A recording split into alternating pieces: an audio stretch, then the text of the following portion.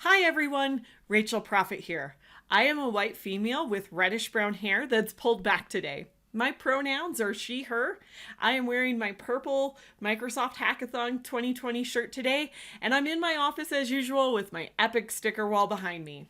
Today, I'm joined by Lipi Sarkar for a short conversation about her new book that she co wrote with Vinny Bonzel.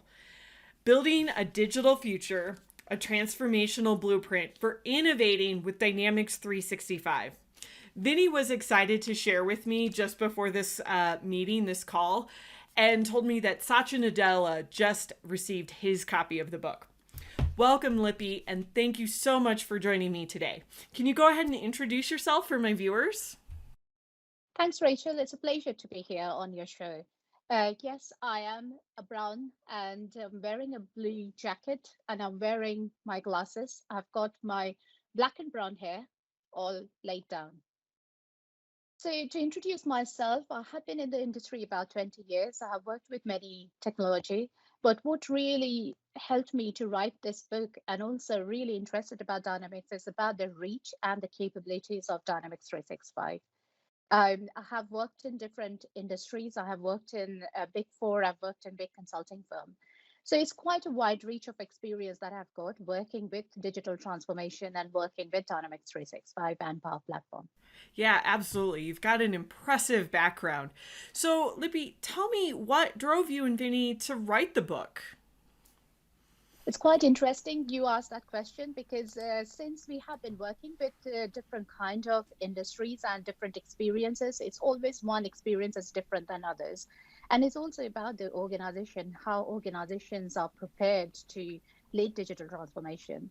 And when we looked at when I was in my capabilities and different roles as program director, head of practice, so I looked at from the lens of, looking at the organization, looking at how mature the organization is and what they would like to bring in to lead their digital transformation. What are the drivers of change? So there were quite a lot of experiences, both from my side as well as Vinny. So we thought if we put together all our experiences, that would be really useful for someone who's starting their journey and get to know about what are the pitfalls and what are the things they need to watch out for. So hence that's how we started to help each other and learn from each other really. I love that. And I think, community has always been important to me. And it sounds like community was one of those big drivers for you writing this book. And I love sharing with the community. Who did you write the book for? Who was your target audience when you kind of sat down to start writing this thing? Yeah, to primarily start with, anybody starting their digital transformation, thinking about their digital transformation, they haven't figured it out which technology they want to go for. If they have a read of the book, they would like to know about what they can do so they can get an understanding about the different technologies that can help the digital transformation. Then the other aspect is also about any program directors or business directors who have decided upon embarking on the journey of Dynamics 365 or Power Platform. Even that will be helpful for them in terms of laying out what are the basic principle guidelines and what are the key things they need to follow. And then, I mean, anyone actually, and the aspiration is to reach out to wider audience, somebody starting, their career, thinking about moving a career in digital transformation or in technology. So that will give a very comprehensive way of what they need to think about. And the community within like analysts, business analysts, functional consultants, solution architect. So this book is not technical, so it's more about talks about what you need to think about from day one and after you have gone live. What are the things, what are the pitfalls, and how do you plan for it? I love that. I think, it sounds like, you really kept a broad audience in mind, which I think is great. And I love that you really tried to focus in on the non-technical aspects of implementing Dynamics 365 and what you need to think about. Now, I think if I had to pick my two favorite chapters, and I couldn't narrow it down to one, so that's why I picked two, I would choose chapter 7 for the practicality of the specific advice that you gave around Dynamics 365. And that's the chapter that has all the bits about documentation and training, which everyone who knows me knows, though that's my passion. They're near and dear to my heart. And I think the second chapter I would choose, and I couldn't really pick between them, was chapter 10. And I really liked the message of continuous improvement. You know, that idea that you can't just implement your ERP and be done. You have to keep going to really reap the benefits of digital transformation. I mean, and I think it says it in the name, right? The word transformation. What I wanted to ask you was like, what chapter are you most passionate about? If you had to pick one, and why? It's very difficult for me to pick any chapter since writing as a co-author, it's very difficult to pick one particular chapter. But I'm really passionate about transformation. And with transformation, I feel like, you have to prepare. If you know what are the ground rules and you can watch out for the different risks and areas that you can mitigate. Hence, I would say if nobody has got too much of time, they can focus on reading about chapter 4, which is about the 5 cornerstones of digital transformation. So basically, here we talk about starting from what are the 5 key things that you need to know. What is the process shift, culture shift, strategic shift, and mindset shift, people mindset shift, and the governance and control that wraps around delivering the transformation. And then the next one, if I have to pick, I would go with you, Rachel, because the continuous improvement is a key thing. Digital transformation is not a project, it's not one-time thing. You have to continuously improve. So from a strategic advisor, when I would say that when you think about a transformation, think about a phased approach rather than thinking about just a project done and dusted and then you can get on with the user adoption.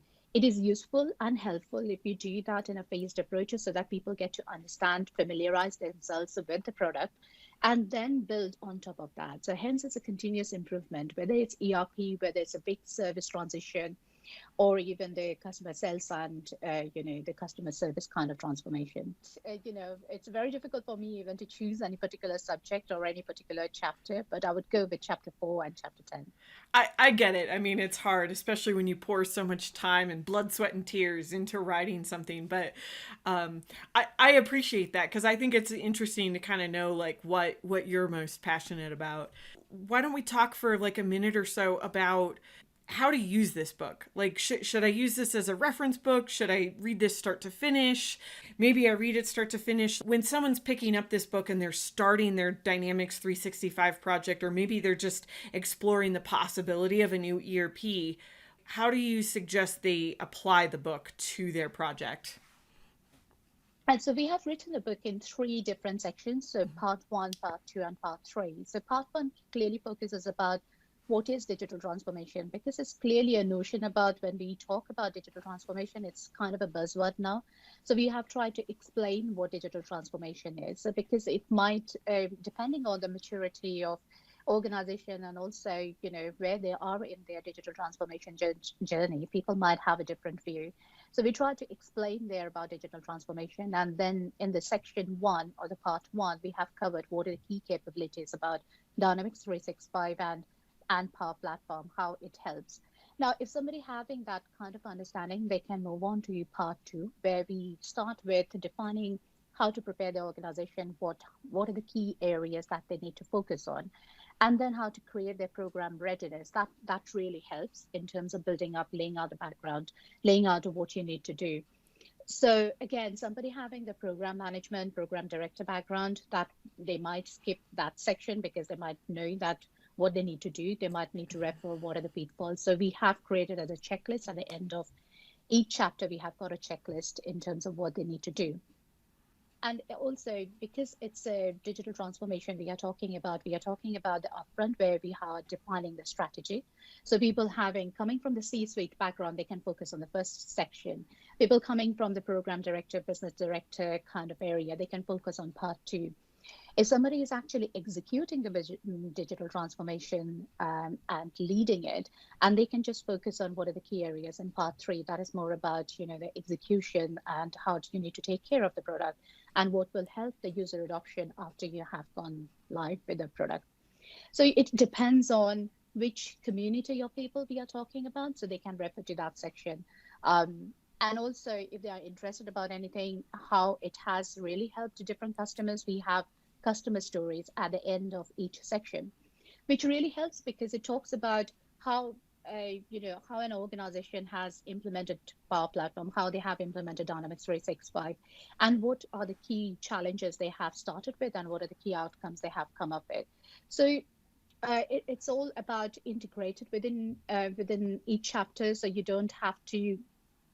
You might follow through, you might go from one to next chapter, but you can also focus on, if you're specifically interested, let's say about change, you can focus on the change. So it's focused around that, I would say. And again, rather than a reference book, I think have a read. It's easy read book, so have a read and go through the chapters, read through the customer stories. I love that. I think the two things that you kind of talked about and that I really liked about the book when I read it was the stories, right? I think the real life customer stories really help bring to life and make it easier to apply to your own situation, even if your story might not be exactly the same. And I think the other one that you hit on there that I really loved about the book were the checklists. I am a list person through and through. And I love just kind of having the, like, here's the things I need to do and be able to mark those things off. So those, I think, are great assets that you guys put into the book and the structure of the book. And I think, like, your description of the 3 sections is fantastic to help people kind of figure out, where to start depending on where you're already at in your digital transformation learning journey. Where can people get the book? Well, you can get the book from Amazon. It's available worldwide. So you will find that. So this is the book I've got. So you will get it ordered through Amazon or ordered through Wiley. So you will be able to buy it from online. Buy it online. Fantastic.